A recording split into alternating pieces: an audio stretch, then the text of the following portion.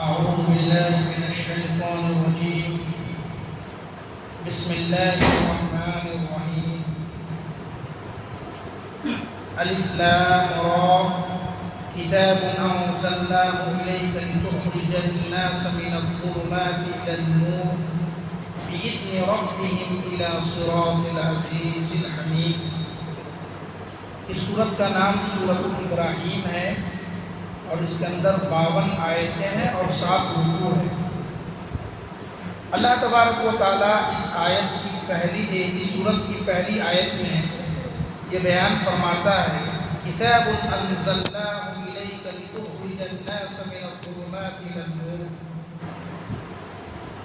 یہ کتاب ہم نے آپ کے جانب نازل کی ہے. اس کتاب سے مراد قرآن مجید ہم نے آپ کی طرف آپ کے جانب اتاری ہے. لتخرج الناس من الظلمات الی النور، تاکہ آپ لوگوں کو اندھیرے سے نکال کر کے روشنی کی طرف لے جائیں. اللہ نے کیا کہا؟ ہم نے اس کتاب کو اے پیغمبر آپ کے اوپر آپ کی طرف اس لیے نازل کی ہے تاکہ آپ لوگوں کو اندھیرے سے نکال کر کے روشنی کی طرف لے جائیں. اب اندھیرے سے مراد کیا ہے؟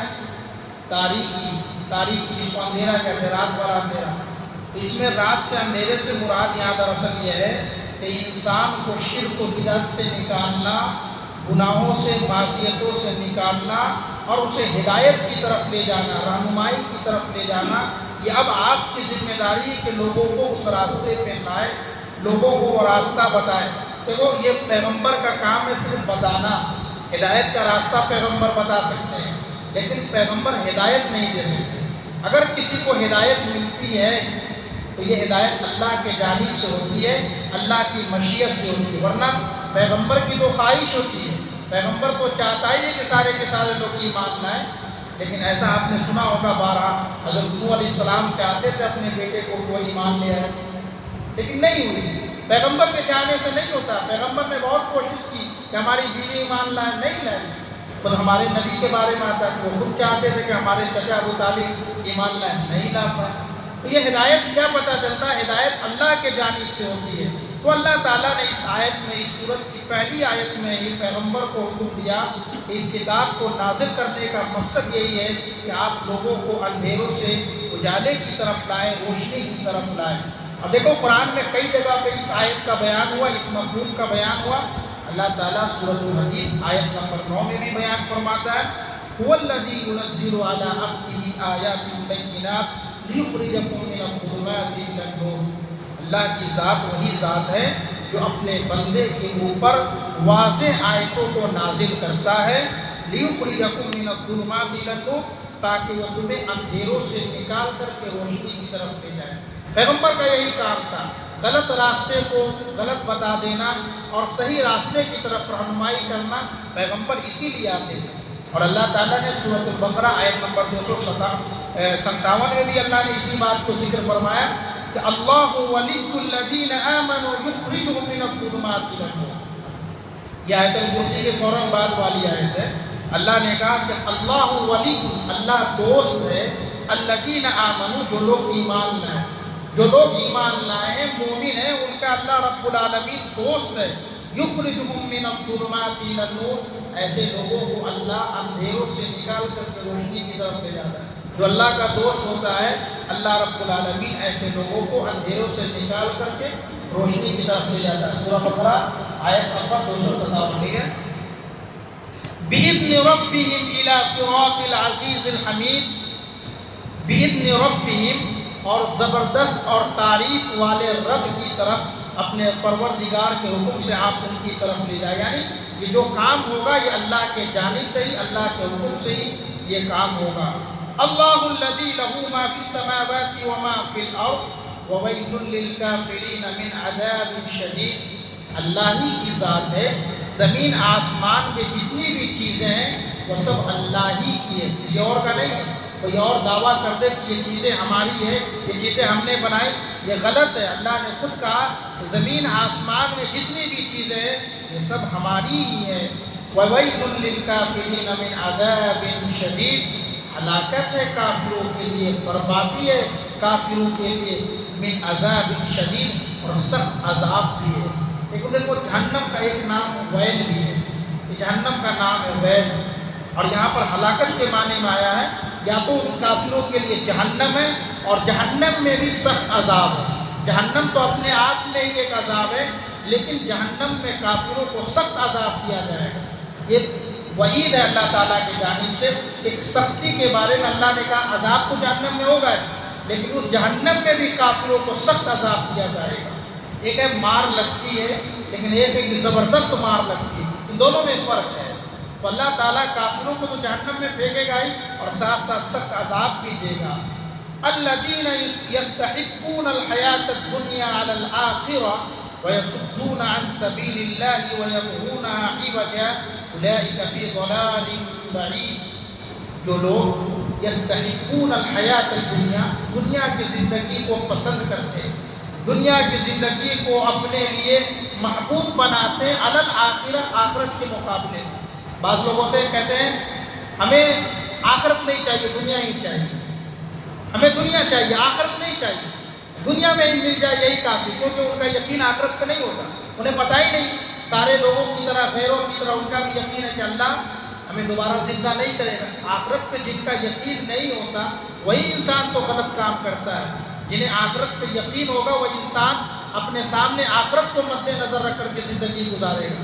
تو جس کو پتہ ہوگا کہ ہمارے بینک سے اگلے 2 مہینے میں ہمارے اکاؤنٹ سے پیسے ختم ہو جائیں گے، وہ پہلے ہی سے سیکیور ہو جاتا ہے، ہمیں اس اکاؤنٹ میں پیسہ رکھنا ہی نہیں، کیونکہ 2 مہینے کے بعد ہمارا اس پیسے کٹنے والے ہیں۔ تو جس انسان کو یقین ہے ویسے ہی آخرت کے بارے میں بھی یقین ہونا چاہیے۔ اسی لیے آتا ہے نا کہ ایمان کے 6 اقسام ہیں، 6 اقسام میں ایک یہ بھی آتا ہے والیوم الآخر، آخرت کے اوپر ایمان لانا۔ جس کا آخرت کے اوپر ایمان نہیں ہے اس کے ایمان کے بارے میں وہ اپنے ایمان کے بارے میں جا کر کے ٹٹولے اور اپنے ایمان کا جائزہ لے، ہاں واقعی وہ ایمان والا ہے یا نہیں۔ اس لیے ایمان کے ارکان جو 6 ان میں سے ایک یہ بھی ہے کہ آخرت کے اوپر ایمان لانا۔ تو جو لوگ آخرت کے مقابلے میں دنیاوی زندگی کو ترجیح دیتے ہیں کہ دنیا ہی سب کچھ ہے، وَيَصُدُّونَ عَن سَبِيلِ اللَّهِ، اور جو لوگ دنیا کو ترجیح دیتے ہیں ان کا نتیجہ کیا ہوتا ہے؟ وہ لوگوں کو اللہ کے راستے سے روکتے بھی ہیں۔ اب کیسے روکتے ہیں؟ اب جو لوگ دنیا کو پسند کرتے ہیں ان کے پاس دنیا کی چیزیں موجود ہوتی ہے، اور دوسروں کو دنیا کی چیزیں ہی بتاتا ہے، یہ دنیا کا یہ کام کر لو تمہارے لیے آگے چل کے فیوچر میں فائدہ ہوگا۔ ان کے پاس تو دنیا ہے بھائی، لوگوں کو دنیا ہی بتائے گا نا، دنیا حاصل کر لو، کچھ نہیں ہے اس میں، کچھ رکھا ہوا نہیں ہے، جو کچھ ہے دنیا میں یہ پالو، یہی عزت ہے، یہی ساری چیزیں۔ تو کام کیا کرتا ہے؟ اللہ کے راستے سے وہ روکتا ہے۔ وَيَبْغُونَهَا عِوَجًا، اور دین کے اندر شکوک و شبہات پیدا کرتا ہے، دین میں ٹیڑھا پن پیدا کرتا ہے۔ اب دین میں ٹیڑھا پن پیدا کرنے کا کیا مطلب ہے؟ یہ کام عالم کرتے ہیں، یہ کام اہل علم کرتے ہیں، جن کے پاس علم ہوتا ہے وہ کیا کرتے ہیں؟ مسائل کچھ ایسے اٹھاتے ہیں جو متشابہ مسائل ہوتی ہیں۔ متشابہ مسائل کا مطلب ہوتا ہے، جیسے مثال کے طور پہ کبھی کبھار اللہ کے نبی نے کھڑے ہو کر کے بھی پیشاب کیا، لیکن عموماً آپ صلی اللہ علیہ وسلم کی عادت تھی بیٹھ کر کے استنجا کرنا، مجبوری میں آپ صلی اللہ علیہ وسلم نے کھڑے ہو کر کے پیشاب کیا۔ کچھ عالم ہوتے ہیں زبردستی کہتے ہیں جائز تو ہے ہم کر سکتے ہیں، فوراً کہتے ہیں کر سکتے ہیں۔ کہیں پہ مجبوری میں نماز چھوڑنے کا حکم ہے کہ نماز چھوڑ سکتے ہو، مثال کے طور پہ انسان ناپاک ہو جائے، اب کوئی اسی حدیث کو اٹھا کر کے دلیل کے طور پہ پیش کر دے، دیکھو شریعت میں نماز چھوڑنے کا بھی حکم آیا ہے، ہم نماز چھوڑ سکتے ہیں، نہیں بعض حضرات کا سنتے ہوں گے جمعہ چھوڑ سکتے ہو، یہ چھوڑ سکتے ہو، یہ ساری متشابہ آیتوں کو پیش کر کر کے یہ ساری دلیلیں بنائی جاتی ہے۔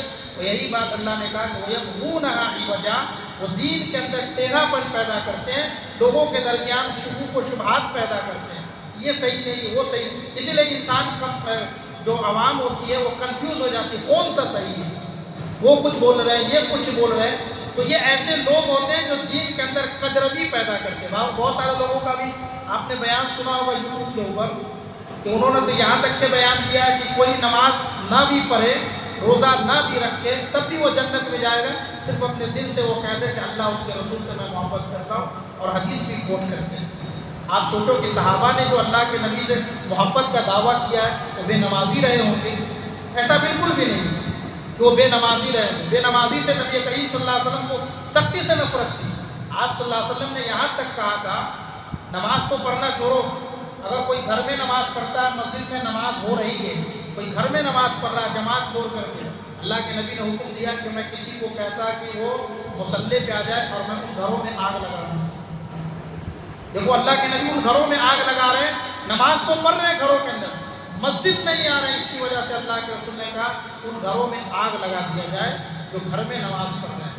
کتنی سختی ہے، حالانکہ گھر میں بھی نماز پڑھ رہے ہیں، ان کو جماعت کے ساتھ نماز پڑھنا ہے۔ یہ اللہ کے نبی نے سختی سے حکم دیا۔ اگر گھر میں عورت نہ ہوتی، بچے نہ ہوتے تو اللہ کے رسول گھر میں آگ لگا دیے ہوتے۔ اولئک فی ضلال بعید، تو قرآن کہتا ہے جو لوگ دنیا کو چاہتے ہیں اور دین کے اندر ٹیڑھاپن پیدا کرتے ہیں، شبہات و شبہات پیدا کرتے ہیں، ایسے لوگ بہت دور کے گمراہی میں، وہ ہدایت پہ نہیں ہے، وہ دور کے گمراہی میں جا چکے ہیں۔ وما ارسلنا من رسول الا بلسان قوم ليبين لهم فيضل الله من يشاء ويهدي من يشاء وهو العزيز الحكيم۔ اے پیغمبر، ہم نے آپ سے پہلے جتنے بھی رسول کو بھیجا ان کو انہی کی زبان میں بھیجا، جتنے بھی رسول ہم نے نازل کیے ان کو انہی کی زبان میں ہم نے وہ کتابیں نازل فرمائیں، لِيُبَيِّنَ لَهُمْ، تاکہ وہ اچھے انداز میں لوگوں کو وضاحت کر سکیں۔ اب دیکھو عربی زبان میں قرآن نازل ہوئی، کلم نے بتایا بھی تھا، اس لیے نازل ہوئی کہ پیغمبر صلی اللہ علیہ وسلم عربی جانتے تھے۔ اب جو انسان، اگر ہم عربی نہیں جانتے، ہمیں سیکھنے کی ضرورت ہے، ہمیں عربی، تو ہمیں جب سمجھانا ہوگا تو ہمیں پڑھنے کی ضرورت ہے، ہم پڑھ کر کے آئیں گے تب آپ کو سمجھا سکتے ہیں اور اچھے انداز میں سمجھا سکتے ہیں، کیونکہ ہمیں عربی پہ مہارت نہیں ہے، لیکن عرب کے لوگوں کو عربی پہ مہارت ہے۔ اس لیے اللہ تعالیٰ نے عربی زبان میں قرآن کو نازل کیا تاکہ پیغمبر اچھے انداز میں سمجھا سکیں، جو چیز میں ان سے سوال کیا جائے وہ ان کو اچھے انداز میں سمجھا دے۔ اس لیے اللہ تعالیٰ نے انہی کی زبان میں اس قرآن کو نازل فرمایا۔ فَيُضِلُّ اللَّهُ مَن يَشَاءُ، اللہ جسے چاہتا ہے گمراہ کر دیتا ہے، وَيَهْدِي مَن يَشَاءُ، اور جسے چاہتا ہے ہدایت دیتا ہے۔ وَهُوَ الْعَزِيزُ الْحَكِيمُ، وہ اللہ غالب والا ہے اور حکمت والا ہے۔ یہ اللہ کی حکمت، اللہ کی مشیت ہے، کسے ہدایت ملے گی کسے ہدایت نہیں ملے گی۔ اس لیے ہمیشہ اللہ تعالیٰ سے ہدایت کی دعا کرتے رہنا چاہیے، اور جن لوگوں کو ہدایت مل گئی ہے انہیں بھی اللہ تعالیٰ نے دعا سکھلائی ہے، ربنا لا تزغ قلوبنا بعد إذ هديتنا وهب لنا من لدنك رحمة، پروردگارا ہمیں تو نے جو ہدایت دی ہے اس ہدایت کے بعد ہمارے دلوں کو کجروی کی طرف مبتلا مت کرنا۔ ایسا نہیں کہ ہمیں ہدایت مل گئی تو ہم بہت خوش ہو گئے کہ چلو ہم تو آگے قرآن و حدیث پہ چلنے والے ہو گئے۔ ہمیں اس ہدایت پہ قائم رہنے کے لیے، اس ہدایت پہ چلنے کے لیے اللہ تعالیٰ سے دعا کرتے رہنا چاہیے۔ دیکھو ابراہیم علیہ السلام، یہ سورہ ابراہیم ہے، اس کے اندر بہت ساری باتیں آئیں گی ابراہیم علیہ السلام کے تعلق سے۔ ابراہیم علیہ السلام اپنے آنے والوں نسلوں کے لیے دعا کرتے ہیں کہ اللہ مجھے بھی توحید پر قائم و دائم رکھ، اور میں نے آنے والی نسلوں کو بھی توحید پر قائم و دائم رکھ۔ یہ دعا کرتے رہنا چاہیے۔ اللہ تعالیٰ سے دعا ہے رب العالمین ہم سب کو ان کئی باتوں پر عمل کرنے